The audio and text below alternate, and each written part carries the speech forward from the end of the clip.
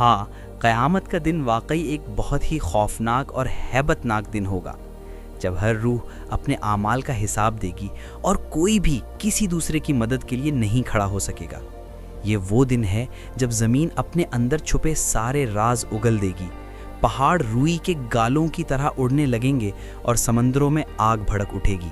ایک ایسی ہولناکی ہوگی جو آج تک کسی نے نہ دیکھی نہ سنی۔ سوچو، وہ لمحہ جب سورج ایک بالشت کے فاصلے پر آ جائے گا اور لوگ پسینے میں ڈوبے ہوں گے، زبانیں حلق تک آ جائیں گی اور ہر کوئی یا نفسی کہتا پھرے گا۔ کوئی ماں اپنے بچے کو نہیں پہچانے گی، کوئی بھائی اپنے بھائی کو نہیں دیکھے گا، اور ہر رشتہ ٹوٹ جائے گا۔ صرف اور صرف اللہ کا خوف اور اپنے اعمال کی فکر دامنگیر ہوگی۔ یہ وہ وقت ہوگا جب انسان کی زندگی کا ہر چھوٹا بڑا عمل اس کے سامنے لایا جائے گا۔ قرآن پاک اور احادیث میں اس دن کی جو منظر کشی کی گئی ہے وہ روح کو لرزا دینے والی ہے۔ وہ دن جب اللہ کا عدل اپنے عروج پر ہوگا اور کسی پر ذرہ برابر بھی ظلم نہیں ہوگا۔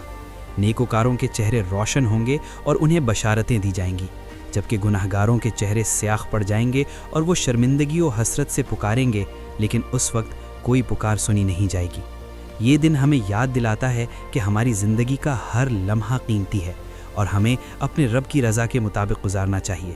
اس خوفناک دن کی تیاری آج ہی سے کرنی ہے تاکہ اس دن شرمندگی سے بچ سکیں۔